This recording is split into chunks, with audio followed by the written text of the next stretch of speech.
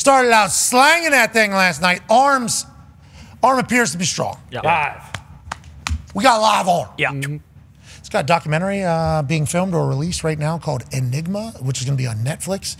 Ladies and gentlemen, the quarterback for the Jets, captain of the Jets, Aaron Rodgers. Yay! Arm looked good, bub. Arm looked good. Greetings. Hey, arm looked good, bud. Yeah, I mean, we're talking spinning it. Obviously, it felt good to get out there, make some completions, make some plays. Not the result you obviously wanted with the New York Jets, losing to the Niners on opening night. A lot of season left. How do you view last night? And like internally, as things are happening, what are your thoughts early in that game? Well, honestly, gratitude to start the game just that I was back. You know, such a long road. I thought about all the different things that happened over the last year. Tomorrow is like a year since the injury. Lots changed in my life in the last year. So, you know, I just felt, you know, an overwhelming sense of gratitude. I was on the bus ride over. I was texting to some people. Actually texted Randall Cobb and I was texting with AJ as well. But just, you know, there's a lot of things were hitting me. 20th season, all the rehab that happened, all the ups and downs of the last year. And I kind of just, the anthem hit and I just had a big calm that just came over, and all the anxiety around getting hit and staying healthy just left my body. And I went out there and you know, felt at ease about being back on the field. So it was cool. That anthem is such a moment before the game, you know, and obviously it was a talking point years ago for a lot of different reasons, and things have happened in the last couple of days that have people referring back to that particular thing that was taking place. But for a lot of players and even retired players, when they go to their first game back after you retire, and some guys like stay away from the game for a little bit because they don't like the fact that they were cut or told that you're not good enough. But whenever you go back and you hear that anthem and you're standing in a stadium, you can't help but get emotional. It's like it's almost like a switch that gets flipped, like, hey, it's game time right now. Like, we're about to do that. I'm excited to hear that your brain had that reaction. Go ahead, AJ. Aaron, how did your Achilles feel going in? Like you said, the anthem hit and kind of anxiety and all that went away, but like first time getting hit, time trying to move out of the pocket. I'm curious. We know now when someone gets hurt, they're going to sit there and evaluate the top speed that they hit during the game. Like if they feel like they're pushing off, all of this stuff. Like how did you actually feel? I actually felt good. I don't think that, you know, I really didn't. I only took 2 shots. You know, I took a kind of a hit from an interior guy and got sacked one time. That was it. So I felt like the pass protection was very nice all night. I didn't have to do a whole lot. I was getting rid of the ball, you know, on time for the most part as well. But yeah, my body held up. I feel like I'm going to just keep on getting, you know, more comfortable out there. Meaning, you know, the more I play, the more potential for scrambles could happen with each game, where I get you know, even more confident in really letting loose. But I feel 100% confident. It's just maybe I can do a little bit more every single week. So, but I felt good. Body felt good. Arm felt good.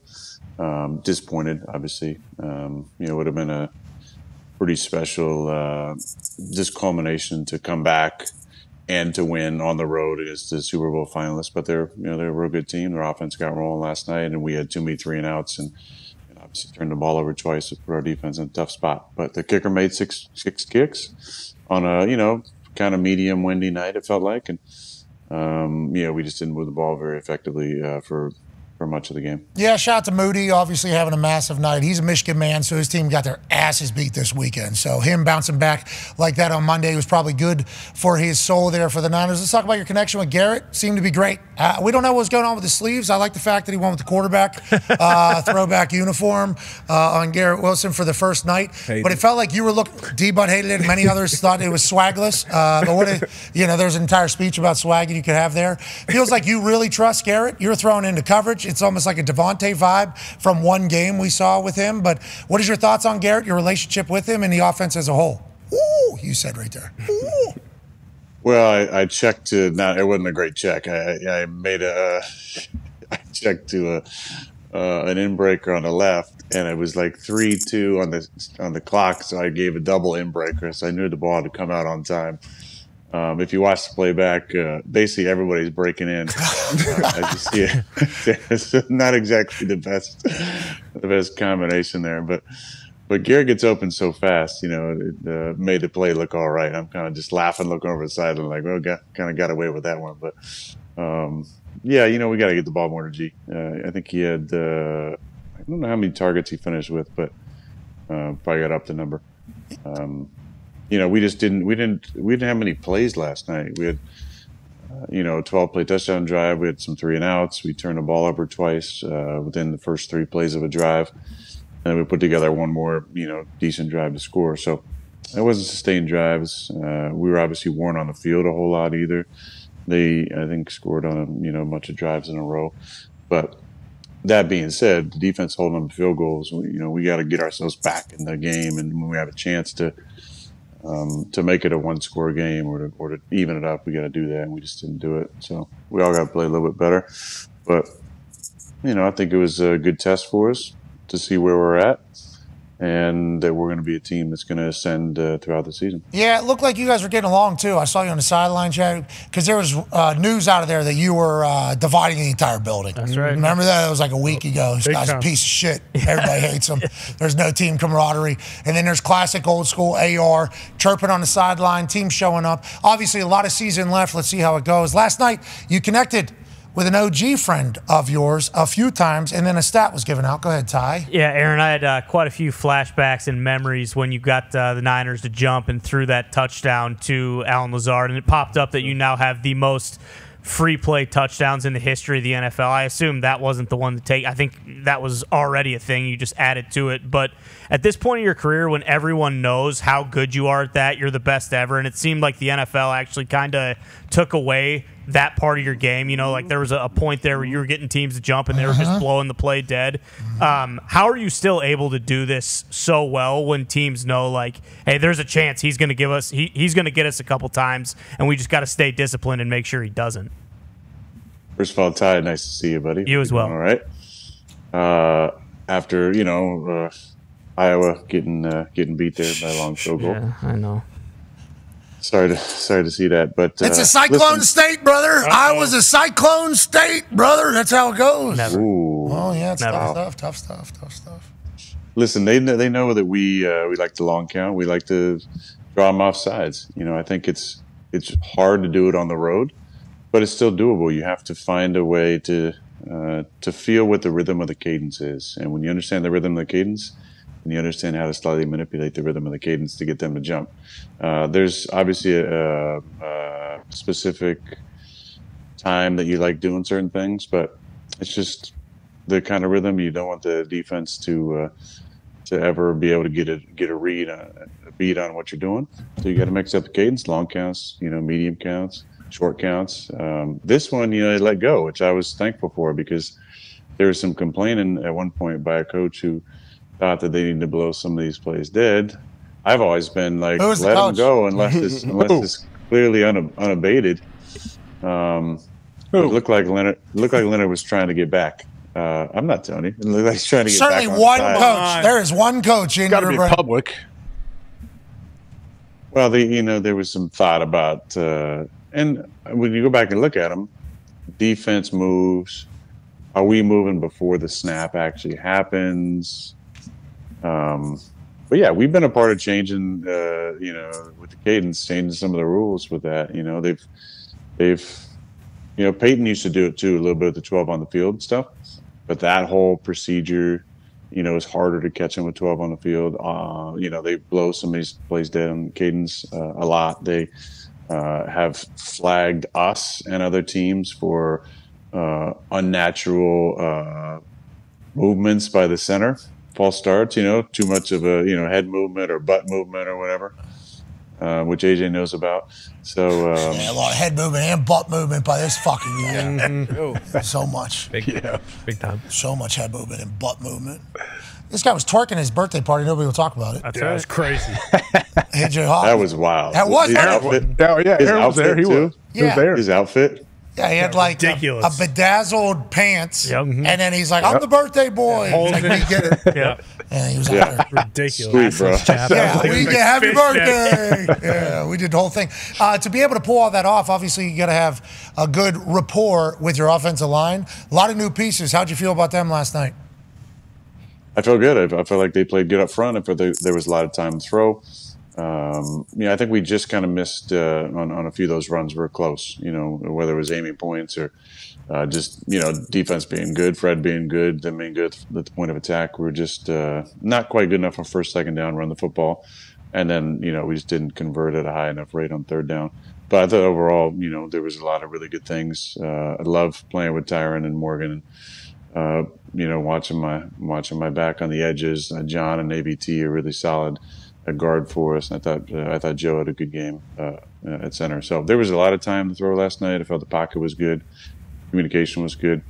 I think that everybody disappointed, but we got 2 games in 10 days now, so we got to lock in here, get these 2, and then get a little mini bye. Long ass flight last night. Vibes were what? Obviously bummed, but I mean it's first game. There's so much football left. Yeah. So much football left. What were the vibes on trip back last night? Most of us were passed out. Smart. So, Smart. Take some edibles. I mean, don't do that. Some melatonin. Some melatonin edibles. Yeah. Shackalicious.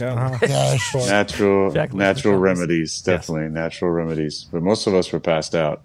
And then the way that we travel, different, like in Green Bay for 18 years, you pull up to Austin Straubel Airport, park in the short-term parking, you come back, you walk off the plane, you get in your car, you drive home. 10 minutes, right?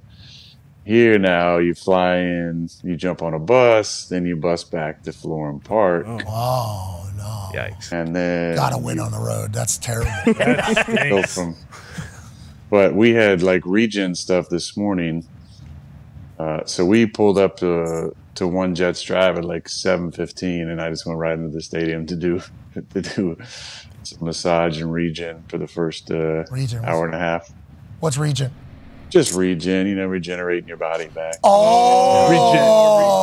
Okay. I thought you were saying regent like the people that run to the school of Michigan. There's 8 regents. Yeah, I didn't know if you guys had type of meeting over there in New York all of a sudden to run the world. That sounds wild. Happy. But you're on a Michigan kick right now. Is you have something? Aaron, I went to dinner with Phelps. Michigan? I went to dinner with Phelps on Friday night. Okay. Michael, the 23 gold medal haver. The Olympian. Yeah. He's got the M tattooed on him. He's only taken 6 hours of classes there, but he lived there whenever he was training from 18 to 22. Then he goes on and has this whole thing. So he has massive love and respect for me. He also knows everybody. I think I was at dinner with 8 billionaires. I think there might have been 10 billionaires. There was a crowd of 11 people, 12 people. It was people have all the money in the world and run everything, and then me and Phelps. And Phelps' friend, John. Good guy. John's a stick. Shout out John. John got pretty boozed up. I think John had a pretty good time. So did Phelps. But that was my Friday night. I was just like, what the fuck? This is the most insane thing of all time. But they were so kind. Everybody was so incredibly kind, obviously, because they would like me to say nice things. Whatever the case, it worked. Mm-hmm. I don't care if it's fake nice or real nice. They were incredibly nice. But yeah, they have regents. I met a few of them. They run the school. Obviously, the president reports to them. They voted in 8-year terms. There's a couple that are on the ballot this year. Obviously, they're looking for... Go ahead. There's no term limits or age limit on that? Just 8-year terms. You got to get re-voted back in. Yeah. Term limits obviously are something that should be considered and should be talked about, especially as we watch everything kind of unfold the way it is currently unfolding. But for this particular one, 8 years, I believe, you're kind of locked in. And there are different times. I think 2 seats are up. There's 8 of them. Each, There's blood all the time. Don't want a couple newbies coming at the same time destroying the institution. I'll tell you what, the 2 that I was with, they needed to remain on. they need to remain on. I don't know if they're going to win. We're talking some dogs. Absolute dogs. Speaking of that, you had to make eye contact with one of those last night before you started the game. Go ahead, Tone. Yeah, Aaron, pleasure to speak with you again. Hi, Tone. Did you enjoy that your first game, first snaps back, you stare across the line of scrimmage and it's Fred Warner on the other side and you maybe think to yourself all right, this is as good as it's going to get on the other side of the ball? Or would you have rather, just had some slub on the other Northern side? Illinois. Northern Illinois, yeah. What a win, huh? Powerhouse. Yeah, they are. Shout out. Shout out. Yeah, there was an on-field near makeout at the end of that one, too, which is pretty sweet. Gotta love it. That's college ball, baby. Yep. Listen, hey, come on. Let me just give my answer. Yeah, please. There you go. You got it. You got it. Hey, check that out, by the way. We will. Yeah, we were looking into it. Right Who was Fred it? Warner. Fred's a great player. Fred is a great player. I thought you were referring to making out with Fred Warner after the game there, and then I realized it was the Northern Illinois potential. No, Northern Illinois game, yeah. Okay, we'll check that out for sure. Fred Warner, though, you're obviously a massive fan. First night against him, he has a huge one, obviously, immediately upon the game. He's phenomenal at the football. Any chatting with him or anybody else?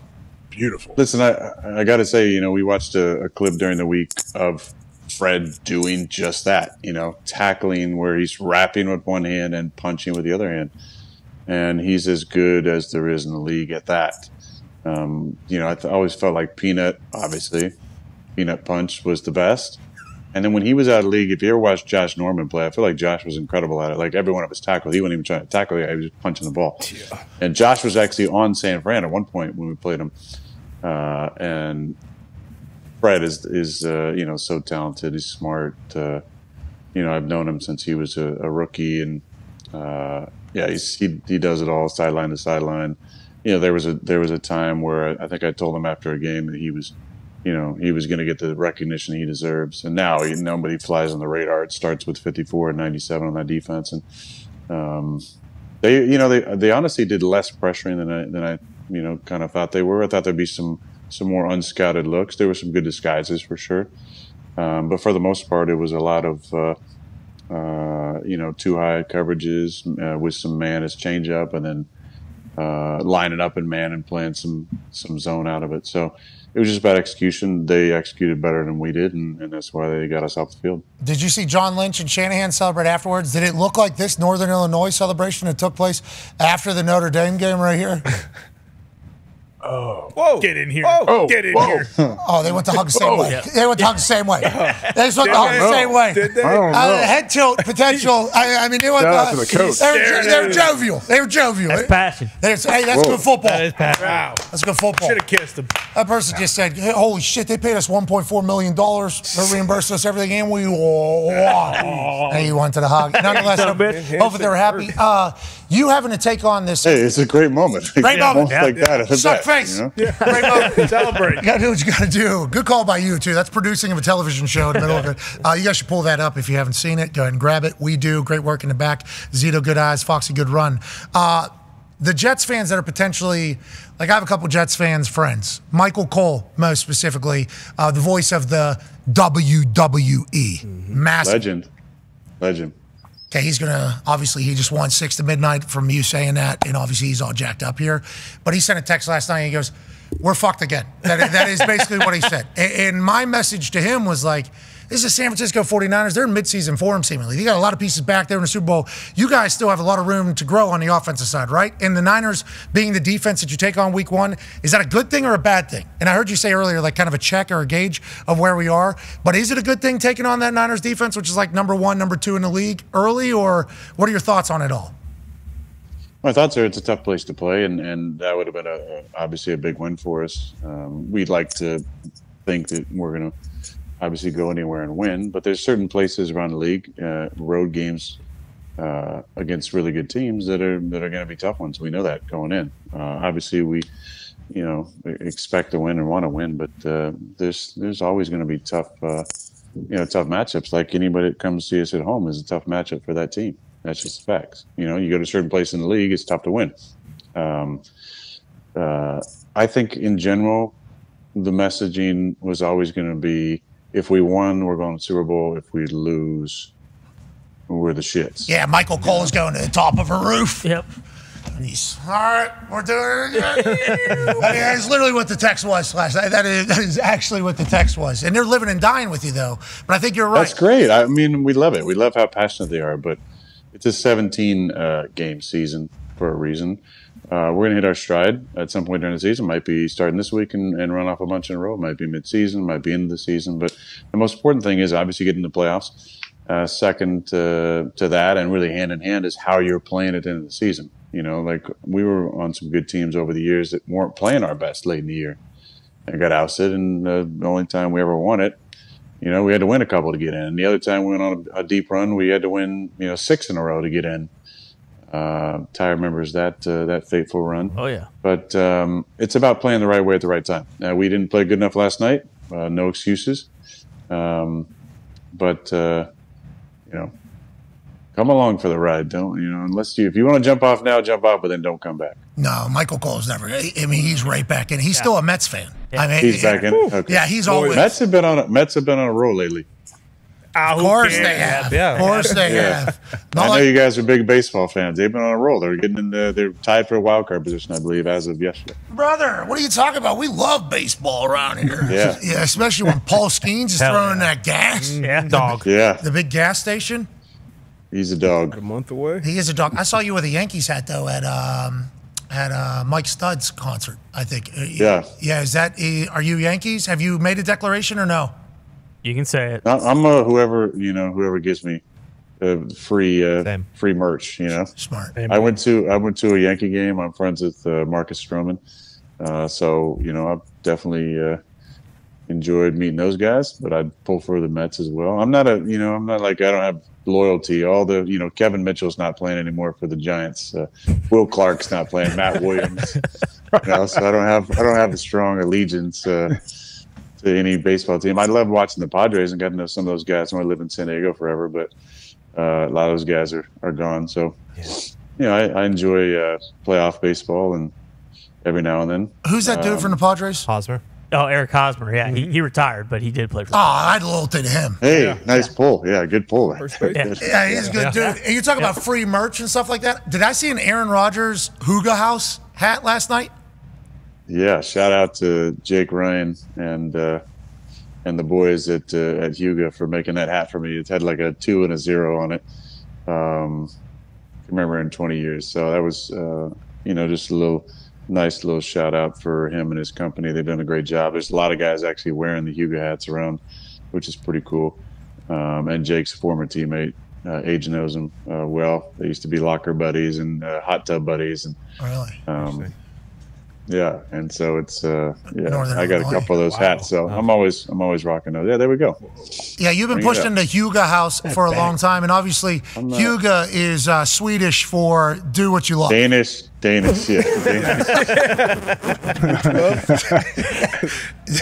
Danish for do enjoy your Love your life. Love your life. Cherish the little Love, things. Don't live, sweat laugh, small. laugh. Hey, there it is. I think I heard it from BC there. Cherish the little things. Oh, okay, of course. Yeah. Yeah. We knew that. I love it. I like that. Every time I see it, I think to myself, positive, Swedish. Now I know I it's used Danish. to see AJ and Jake in the hot tub talking about this late at Cherish the tiny things is what he said to AJ, and AJ was like, "Amen, brother." Especially in the the little cold tub. things, yeah. Oh yeah, Yeah, okay, little yeah. things. I understand. I understand what you're saying there. Speaking of cherishing the little hot things, start. Yeah, hot start. it's Danish. I mean, how would I have known? Close. You get it. Hey, what was in your big duffel? You have a dead body in that big old duffel bag? You're allowed to carry roller bags. You know that, right? Can you pop that picture up, Zeke?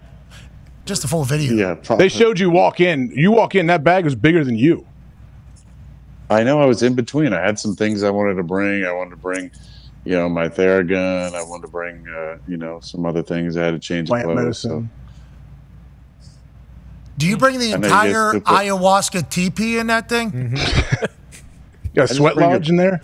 Personal, room, Nice. sweat lodge there at Temescal. So Okay, I makes just gotta. sense. It's hard to, microwaving the rocks to put the rocks inside the mini teepee makes it difficult. This off season, did you take a trip? Did we do a? You did? Did we take another trip into the jungle rainforest and experience the plant medicine yet again? And is this going to become a yearly thing for you? I don't know. I mean, it has been at times, but I can't give away. There's some things coming out. I can't give away all the secrets. So Oh yeah, we got a documentary coming out. We got a documentary coming out. I can't wait to see it. Looks like they got great access. Thanks, Pat. Thank you. Yeah, they did. Yeah, I love the guy making it. He's a really good guy. Connor has a question for you about another really good guy. Go ahead, Con, man. Yeah, Aaron, always a Con, pleasure. man. Hey, what's your hat say? What is that? It says Ireland. Yeah. Nice. The island of the Isle. I don't know. I forget what it says, to be completely honest. Emerald Isle. There it is. Yeah, that's what it is. I knew that. Yeah, I knew that for just sure. the nickname of the country. Yeah, exactly. I'm Irish. I get it. I have a Celtic cross on, whatever. We were looking on X yesterday, Aaron, and there's like a 2-second clip of Hackett talking to you, but you looking down the bench, and people immediately said, like, oh, here we go. Aaron's already sick of Hackett. How was it actually working with him again in game? Because, obviously last season didn't get much time with him. And how's that relationship going, and how do you see it, growing as the season goes on? So Connor, you tell me that clip you just showed? Swear to God. Yeah, Swear to God. And on the, Just that clip. You hate him. Yeah, you hate him, obviously. And on the TV version, at the very end, they actually had to edit that clip out because at the very end, you look at him, and actually look at the thing, but they cut the camera very quickly. Yeah, so of course. This is mid-game, but you inevitably, in this shot, you look at the tablet, but it gets cut like half a second afterwards. Obviously, the internet cuts it a little bit earlier than that, so you're not paying attention. But this is the world we live in, and more specifically, you live in, especially with Hackett in New York. Yeah, I mean, it's appearance versus reality. I don't know. You can make up whatever you think it is based on the appearance. As I'm looking at that, it looks like I'm talking to Tyrod, who's sitting on my left, and then I'm looking. I have one of the surfaces in my lap, and I'm talking to Tyrod, and I'm coming back to the surface as that's just normal. Like in the sideline stuff, there's conversation coming at you from all different angles, but. Yeah, Hack and I were great. Yeah, I think I felt like we had a good plan going in. We just didn't execute it very well. But yeah, I felt like the calls came in good. Communication was good. Communication on the sideline was good. So yeah, it's great. Well, especially when you look at him finally. Just ignoring him the whole game. Just cold shoulder Hackett. This is literally the fucking clip they're gonna go with. Yeah, it's out there. That one has legit 500 retweets. People are like, "Look at this already. Rodgers is done with it." Out. Yeah, well. Yeah, Of course. Yeah. Some guy. Yeah.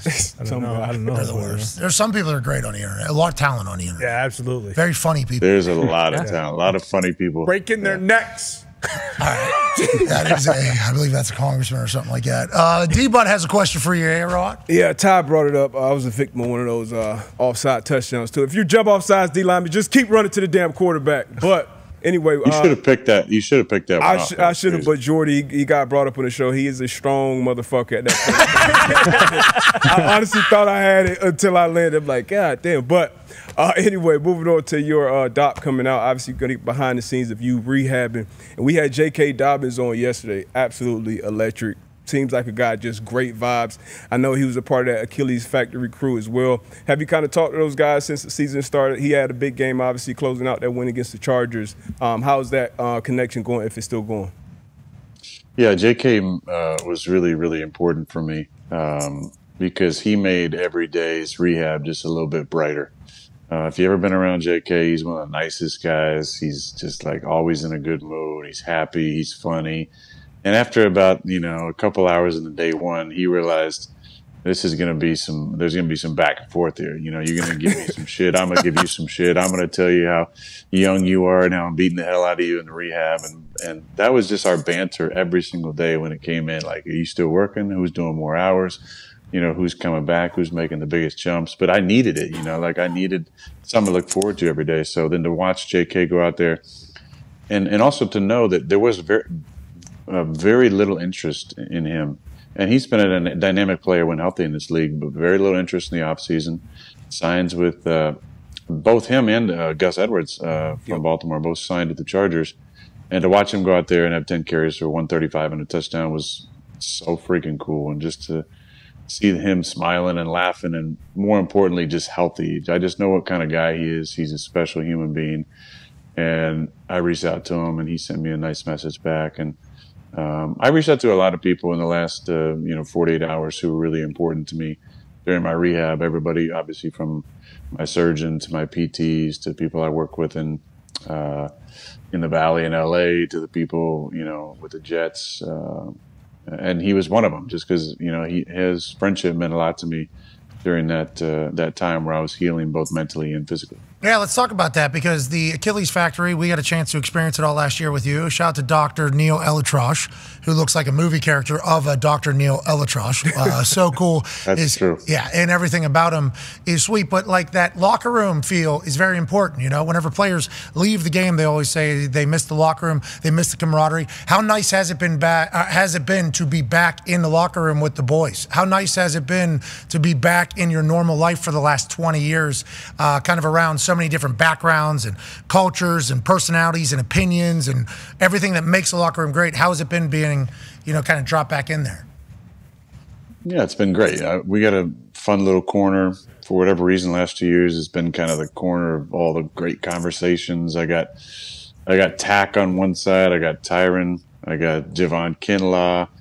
I got Morgan Moses is over there. Lecky is over there. It's a fun group of guys. But yeah, I've enjoyed watching the conversations. Having these two veteran tackles, they're always trying to help the young guys out. So Carter Warren comes over, or John Simpson comes over, or any of these guys are always picking their brains. He's talking to the defensive ends about the tackles they're going against, if there's a familiarity there. It's just they're always having cool conversations about football. And then, as we know, those are the two funniest position groups. So the conversations that maybe Jalen Holmes will bring up, or Tack or Javon Kinlaw or Quinnen Williams, it all kind of centers around the corner we're in the locker room. So I get to just be a fly on the wall to sometimes the most ridiculous conversations that you can never repeat, and sometimes some like real interesting high level football conversations. So that's been a lot of fun. But back in LA, doing the rehab, it was JK and Trey Turner and Wyatt and myself were kind of the guys that made that thing go, and we tried to get everybody to push themselves, but to have a good time with it too. And we're always pulling little pranks on each other and stuff. Yeah, you need that, man. You need the camaraderie. There's so many different, depending upon who you listen to, and boy, there's a lot of people to listen to, but it's like humans are social beings, especially whenever you're a team player. Football locker rooms are just like the coolest place on earth. And whenever you get pulled out of there, you got to try to find yours immediately. And it's like, I couldn't even imagine you walking back in there. And you talk about the two funniest position groups. D-line, anytime they're doing anything, that's what the next Netflix thing needs to be. They had quarterback and receivers. Just do D-line. Just call it D-line. Yep. And just do like a Big Brother type camera in D-line rooms around the entire NFL. And just make them 3-minute clips and just run them back to back to back. And then we'll see you next week. And just do the same damn thing. It never ends. Do you feel old? Do you feel old in there? Are you learning new things, new lingo, new convo? And what is it like being the oldest guy in the league? 40, I think? Yep. Age 40. How does it feel? How does it feel in that entire department? All feels great. Feels great. Some days I wake up and feel 40. Some days I wake up and don't. I feel younger. I feel spry. I feel, into the conversation. I can hang. Every now and then, there'll be certain topics where I get called in on to be the de facto expert on, which I'm sure people would hate me just saying a sentence like that. But I'm really talking about. They'll clip that. I'm really talking about like stuff that happened in the '90s, when I was kind of growing up. But yeah, it's a good group of guys. I mean, everybody's different, but like you said, the O-line and the D-line are the two best rooms, and I think you could do these shows that they're doing and do a O-line one and a D-line one, a beat comedy. I mean, to be able to just get in the rooms, get in the minds of these guys, because they're special humans, and there's always some unique characters in those rooms. But I feel good, man. I feel really good. I was happy to get through the game and to grow confidence in my body, and to be healthy is a really special blessing. So I don't take that for granted. Obviously, want to play better and look forward to bouncing back this week. Go ahead, AJ.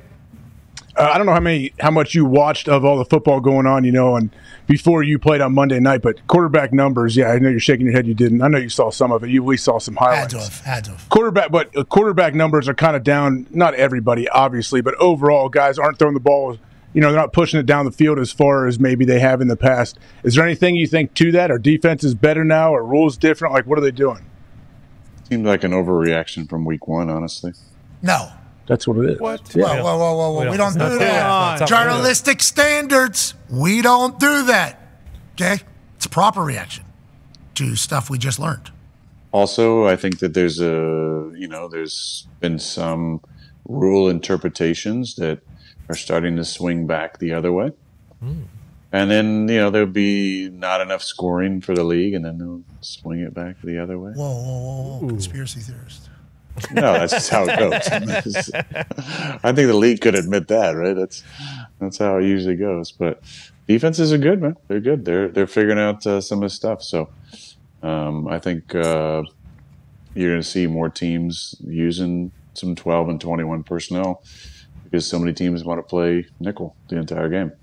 Okay, so, I have a question for you. You can run the ball. You got to run them out of it, right? Shorten the game. You limit the amount of plays, limit the amount of plays, limit the amount of passes, limit the amount of passes, limit the amount of passing yards, on and on and on. Snowball down the hill. End of story. That's awesome. 20 years in the NFL. Yeah. This is how this goes. We've all seen the song and dance numerous times. Okay, we've all seen it. This is how it's going to go. The West Coast offense that you're running. And Shout out. Shout out. It's kind of a dying offense, right? Because everything now is kind of a work off the RPO and, like, I don't want to say system offenses, but kind of system offenses where the West Coast is very much like an open picture whenever everything starts, and then you make checks and have everybody run in slanting routes, obviously. That is that's the right play. But whenever you talk about how complex the West Coast offense, is it good for the current time that we are in with these defenses and rules, or is it, is it falling behind to like an RPO style offense in kind of what everybody, I don't want to say everybody's doing, but seemingly everybody is kind of doing at this stage of the NFL? I would disagree with you and say that. I mean, both teams last night were running RPO stuff. I mean, Shanahan's offense is not an RPO. That tree is not an RPO offense. We never ran. It was an RPO offense in Green Bay when we were dynamic in 20 and 21. It was, there was a few plays a game maybe where there's some run with some bubble action or a vertical version of it. But I would say that the RPO stuff is actually more. It's waned. There's much less of it. The read option, there's less of it now. It's all about pre-snap motion and shifting to create angles in the run game or to create consternation on the defense, especially if they're in match principles or man principles. That to me seems to be the way to go. I think there will never be an end to the necessity to be able to be a quarterback that can play under center. And I'm going to stand by that even as far as these teams go in college, never huddling up, never under center, clap cadences. That to me, there's always going to be places for guys that can play under center, that can read it from under center, that can drop back and take a normal drop. I think, as Tom would say, I think has said some of the rule changes have allowed for some quarterback play that rewards, in the past would be bad decisions, throwing the ball into tough spots for a teammate, guy getting drilled over the middle. He just wouldn't do that, growing up in the league. But I think overall the West Coast offense is not the offense that you're seeing. No, I think what I saw from Dallas last year seemed to be more of kind of the hybrid West Coast offense that we ran under Mike actually for years in the 2010s. It looked like some of the old stuff we were doing. What we're doing, we have a lot of concepts that can be West Coast based, but it's way more about pre-snap motion, matchup, different things. So I'm not shitting on your thing about RPO stuff, and I'm sure there's conversation around it, but I would challenge anybody to a battle of wits about offensive philosophy at any time. Well, hey, listen, I'm excited to hear your answer, brother. And there certainly has been a conversation around it. Like, is this offense sustainable? Is this offense able to win? And it's like you got humans making decisions and throws at the end of the day. That is kind of what needs to happen. And if you can't, you end up not making it a long time in the entire thing. Interesting time in the NFL. We're very thankful for your time today. Did you see that Greeny had your jersey and get-up, you remember, framed? And I don't know if we got to sign one to him yet or not, or we're going to. It got taken down this morning. Somebody went in there, broke in, took it down, and put a Brock Purdy one up. He got dunked. Greeny got dunked on this morning on Get Up. Who killed somebody? I don't know. He said, I'm not joking. I am ready to take somebody's head off. So mad. I'm ready to snap a neck. That's what he said. Well, that's what I appreciate about Greeny is he's ride or die. He's jumped on the bandwagon a long time ago. He's not trying to get off after 1 week. So Look at that. that's no. pretty amazing. Who did yeah. this? This is Got pissed. bullshit. He's so pissed. That'll work. McAfee? That is what he said. Yeah. Said, Who who in the hell did this? Hack, right? Well, he said heck first, and then he was like, you know what? No, I'm pissed. Who in the hell did this? I'm happy. I bet you they found out. That person. Who do we think did that? Couple Dano? ideas. It's probably Orlovsky. Hembo not in studio right now. Swagoo, maybe? We know that. Saturday, he Goo won wouldn't do early. Swagoo was not there. Swagoo. How many farts do you think Dan had on the air today? So many. 6 at least. Actually, I heard his new thing is he bottles them and then he tries to smell them. Nom, nom, nom, nom, nom. Smells bad. Oh, that's like on documentary. awesome. Documentary Now, Batshit Valley. That reminds me. Have you seen Batshit Valley on Documentary Now No, I have not. on Netflix? No. Documentary Now is a spoof show. Mm-hmm. I love the word about to go. It's a spoof show. Bill Hader on IFC where they make fun of documentaries. This one makes fun of Wild Wild Country. And they used to jar their orgasms to say, See you tomorrow. I got it in. I got it in. Yeah, good time. Hey, they were talking you about your gotta time. watch that. You gotta watch that though. Batshit Valley. It's a 20-minute episode on Netflix. It's a series called Documentary Now. It's fucking hilarious. So we're still live on YouTube, ESPN Plus, and TikTok Live. Obviously, TikTok Live's been going up. TikTok about TikTok to be Live. All Hell right. yeah. You Numbers- guys are big on TikTok. hey, funny you say that. What do they think about? What do they think about the jawline on AJ with the new teeth? On TikTok, are they big fans? Did you hear what Shaq said? What did Shaq say? No. What do you say? Shaq said, I don't know who this handsome man is on the other side of the screen, but his teeth are phenomenal. He did. Good impression. Verbatim. I think that's exactly what he said. AJ is the new. This is dime piece AJ Hawk. You're talking about it. This is what we're rolling with now, Aaron. This new world.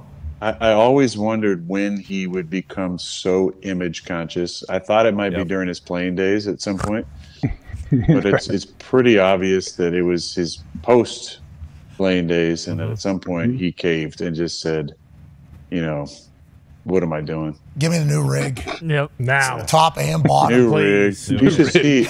He usually wear the rings that he wears now when he goes out. His watch, his Pants with pants. his Pocket his watch, piece that he has. pinky rings, Chain wallet. Calf implants. Wizinator. I wear the Wizinator just to make it look bigger. Smart tight pants, Wizinator, Yeah. smart play. Yeah. That's Down to old my school knee. wrestling business. I think there's some that still do that. Pad the tights a little bit. Sure. Go ahead and put a Coke bottle down there a little Is bit. that illegal? That's illegal in WWE now. No, that's promoted. Yeah. That is promoted. Nothing's illegal. Excuse me, you're dumb. Good. Is Dan? You think Dan's really bottling farts? Yeah. Yeah. No, he's just deleting tweets. He's got that long You commute said- home. Jeez. Who said that? I got that one. Sorry, stepped Throw on it in the back. Come on. Throw it What in did, the back. boy. let's bring it up. What did he? I don't know. Week one's not the time. That was All bad. right. He fell Hey, off. we'll put a pin in it. Wait till, Wait, we'll after, Come back to it. circle back. Yeah. wait till after tonight. Long season. We got a long season still here. We got a long Long season. long season. Season. What a position for Dan Orlovsky to be. I know. Sorry, Dan. He's gonna be Sorry, pumped. my He'll be bad. really pumped. Dan, you're all right. Hey, Dan, we still love you, Dan. My bad, Dan. Hey, shout out Dan, dude. Elite 11 quarterback camp, San Juan Capistrano, 2004. Shout out. Oh yeah. Yeah, bit of a dog. He was a counselor. What was going on? Whoa. Oh, you guys were. He was in What do you mean? college, of course. We were all counselors. He was He's slinging it. Everybody needs to relax. I did not know that time he was still in college. Elite 11, I thought was high school. I think Aaron did. They were say- college counselors, though. We were college right. counselors. You're right. Kind of like Manning does. Just that. like I motherfucking said. Just like I thought. Okay, I'm happy to hear that. What's the rest of the day look like for you, brother? I'm going to take another nap. I got home. I woke up. I said, what the hell is my alarm going off? I said, oh, McAfee Show. Program. We're thankful you're back, buddy. There's a lot. Sorry, are you calling it a program now? Program. The PMP? It's the PMP. Oi! Maybe. Hey, It's not bad. Aaron, you're directing the show a couple different times. Yeah. Pulled up a kiss. Yep. I'm gonna see that kiss. Oh, yeah. And let's go ahead and change it. You're right. Now that we're just on YouTube and was that not a interesting moment? Very. It was. But to He be was clear, trying. there's no direct TV right now deal with ESPN. So I think YouTube numbers. Yesterday it was like 90,000. I think today is like 90,000. There's Still no deal? Really, still no That's deal? not because of Direct. Nobody has DirecTV. That's what I'm saying. Why is this not? How is this a thing? DirecTV, they're working because they put on the ESPN DirecTV channel like Disney doesn't want you to see Monday Night Football tonight. Oh yeah, they cut a Genius. promo with a graphic. Yeah, they don't want All your the they don't want your on rating. all the channels. It was on all the channels too, like all the ESPNs in the hotel, like ESPN News, ESPNU. I was like the same, like they don't want you to watch. ESPN's holding you back. It's awesome. They hate the sports fan. It's like Hey, shout out DirecTV for cutting promo. Good there. promo, yeah. Cut a little promo. propaganda there. Now, okay. I like that angle as well because, like in 2024, I think we all kind of understand the landscape of how this all is going and where we are. So I think I guess long season. They're in the park. Long season. Let's go. Let's go ahead and circle back to that. But this is the first time I think, like ESPN, even they put that message up that ESPN hates you or whatever. I think a majority of people, and I might be mistaken, but the people that I interact with and talk to that aren't associated with ESPN or our program, it's like the first time where ESPN isn't like the bad guy. A lot of people are like, "Hey, DirecTV, like you're fucking on a shot clock right now. Like let's figure this out." I think is more so as opposed in the past. They're like ESPN, Disney, those assholes trying to get every dollar. We're just trying to watch. Now this is the first time where it feels like people are like, "Hey, this is good for you too, DirecTV as a benefit." Personally, that's how I kind of see it going. But I might be wrong. I might be wrong in this entire thing, Mr. Rodgers. No, I think you're right. I think you're right on this one. Yeah, I think so too. Netflix, for instance, your documentary is going to be on there. They got how many? 200 and what million? Yeah, 280 or something. 280 million subscribers worldwide. It's like that is such a massive platform, and they got activity on there. They got live shit going on there. It's like as more of these platforms continue to build, it's like the DirecTV conversation all of a sudden does become like, hey, still want to survive. You sure? Hey, we still want to go. So I hope they get a deal done. Good partners, DirecTV and ESPN. Long time. It was Spectrum last year. I mean, it's going to be interesting though because I think it's going to be just sports and then niche shows that appeal especially to Middle America. But it's going to go all streaming. I remember when the streaming started, you're like, no, that's not gonna. Is that going to make it really? And now it's like, normal cable DirecTV is. Some point. And people are paying more. more. Way of the white buffalo. Way more. And people are paying more to not do it. It's like, yeah, we cut the cord. We're sick of that expense. With that being said, 7 different platforms. Netflix, Apple TV, Prime, Peacock, this and Amazon. Yeah. Yeah, and people don't even think about going back to cable. Now, the live TV, though, to your point, live sports will always have a home, I think. Always. And other than that, everybody's going. I can't wait. When's your doc come out? Do you know? Later the year. December 17th. Yeah. Saw the trailer. December 17th. There it is. You look so cool, too. They have a black and white photo of you. Is it a series or is it one? That was after the Temescal, the Sweat Lodge. Ooh. Oh, so you said I conquered that thing. Jacked up. Yeah. Jacked. So is there no light there? That's why it's black and white? Like that's just what happens whenever you... No, my buddy Ryan took a lot of photos, and he did most of them in black and white. So I think that's a black and white photo. No, it might just be the air. Not a like a video stoppage and then made black and white. I thought the Sweat Lodge sucks out the color. Yeah, we didn't know if just the whole area loses color for an hour or two. Depends on what hemisphere. Willy Wonka. Well, I mean, there's been certain TV networks that have tainted colors on videos before.